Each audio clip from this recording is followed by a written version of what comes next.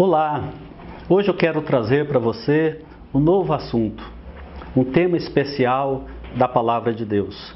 Quero falar sobre o tema a morte do eu. Não é do verbo doer, mas a morte do ego, a morte do orgulho, da vaidade e assim por diante. E a primeira coisa que eu quero falar para você está em Marcos 12, versículo 30, que diz assim: amarás, pois, o Senhor teu Deus de todo o teu coração, de toda a tua alma, de todo o entendimento e com todas as tuas forças.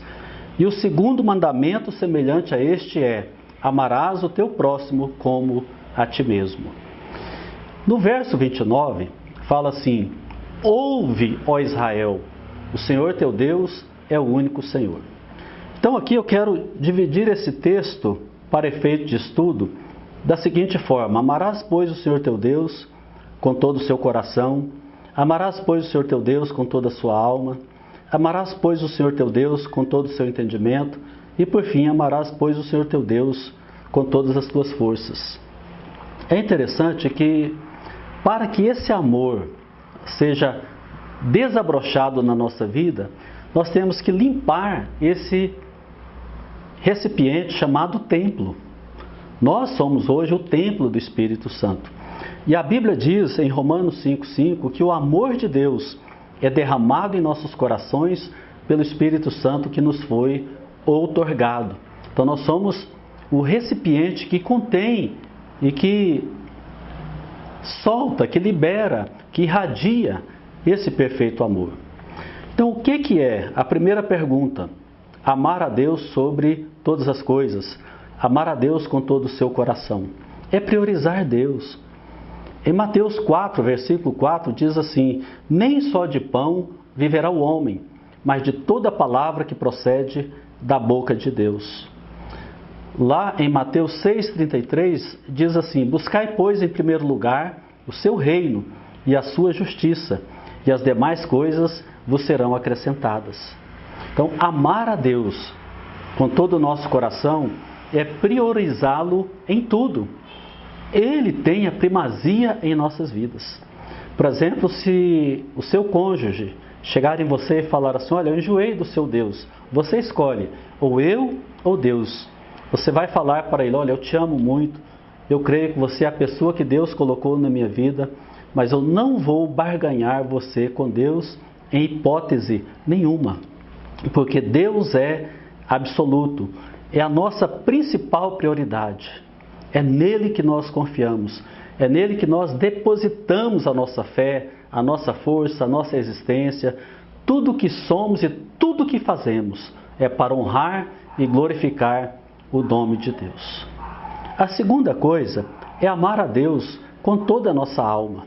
Eu quero remetê-lo agora a Levítico capítulo 1. Lá tem uma ilustração que fala perfeitamente sobre a nossa alma. Lá fala do sacrifício animal. Poderia ser de uma novilha, de um cabrito, de uma vaca, etc. De um bode. Aquele sacrifício animal representa, é um tipo da nossa alma. Por exemplo, aqueles que são cristãos, nascidos de novo, que chegaram na igreja e receberam o apelo para aceitar Jesus, no ato de levantar a mão e crer que recebeu Jesus como Senhor e Salvador da sua vida, ele é tido como salvo. Ali ele morreu para o mundo, morreu para as coisas do mundo. A Bíblia fala em 1 João 2,15: não ameis o mundo, nem as coisas que há no mundo. Aquele que ama o mundo, o amor do Pai não está nele. E lá fala também da concupiscência, da carne, dos olhos e da soberba da vida. Essas pessoas que têm esses instintos carnais não compartilham sinceramente de uma vida espiritual produtiva. Então, voltando a Levítico capítulo 1, o sacerdote matava o animal, degolava o animal, e o sangue ali era vertido.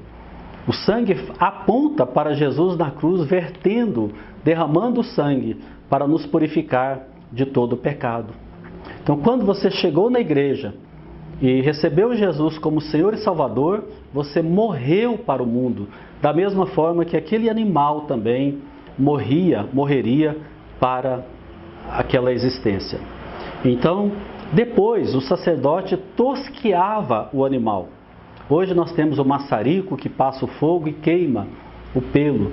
Na época era com água quente, e ele passava ali o cutelo e rapava, e limpava o pelo do porco, do animal e assim por diante. Aliás, o porco não era no sacrifício, porque o porco é considerado como imundo. O exemplo do porco é quando você vê alguém limpando um porco, né? O exemplo é esse. Então, o sacerdote abria posteriormente o animal. Isso significa, contextualizando, que a nossa vida deve ser um livro aberto.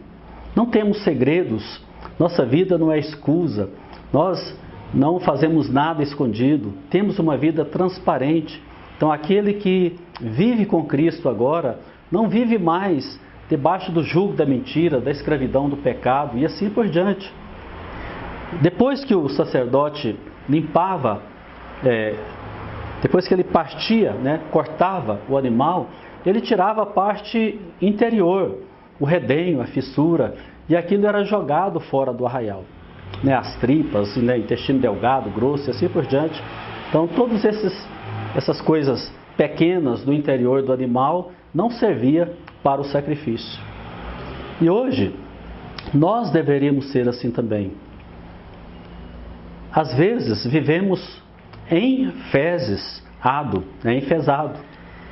A palavra enfesado é uma palavra grega que significa em fezes ado.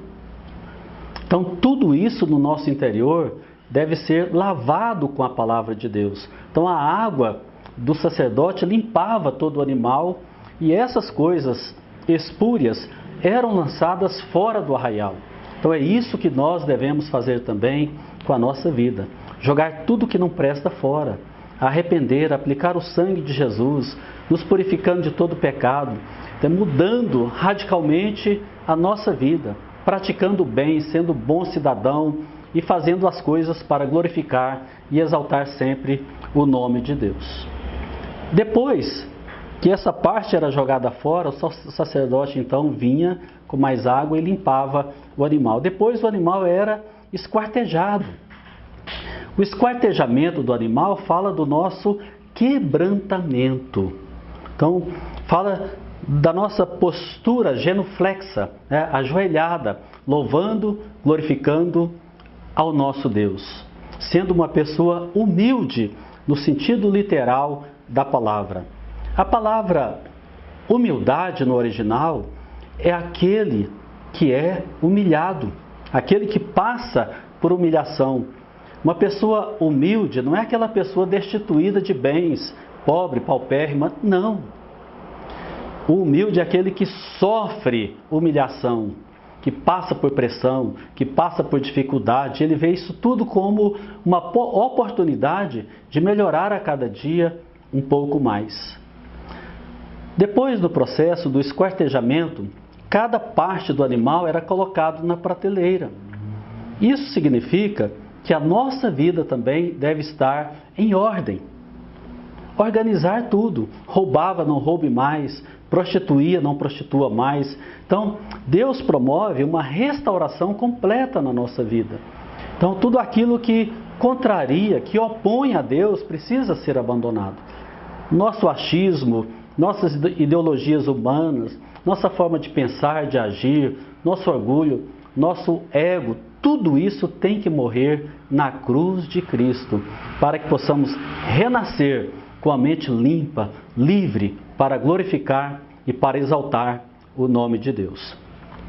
E por fim, a carne daquele animal era lançada no tacho. Então, ela servia para alimentar o sacerdote e sua família. Nós hoje também somos comida para o mundo. Nós levamos o alimento espiritual para o mundo. Somos transportes do Deus vivo no nosso coração. Para onde formos, temos que levar a palavra de Deus, a vida de Deus, a glória de Deus, o amor de Deus, enfim, sermos instrumentos poderosos para a evangelização da nossa cidade, do nosso país e das nações. Então, terminando, a única coisa que agrada a Deus no sacrifício é a fumaça que subia do tacho para as narinas de Deus, que está lá em Apocalipse 5, versículo 8. Os anjos tomam as nossas orações e enchem a taça. E é assim que nós devemos fazer: orar, quebrantar, jejuar, para sermos cristãos melhores e para que cheguemos diante de Deus pronto, preparado para uma obra de excelência. Depois que a alma é tratada, aparecemos diante de Deus novamente e não temos mais problemas. Você chega na igreja para adorar, você morreu para o mundo. Você não está preocupado com a pessoa do lado, com a dívida que você tem que pagar amanhã, com seus compromissos. Você é livre para orar, para exaltar, para engrandecer o nome de Deus. Finalizando aqui as minhas palavras, então procure realmente entender no Espírito que você precisa morrer para o mundo e renascer para Deus. Então que Deus te abençoe. Inscreva-te neste canal, deixa aí o seu like e você receberá outros vídeos. Que Deus te abençoe rica e poderosamente.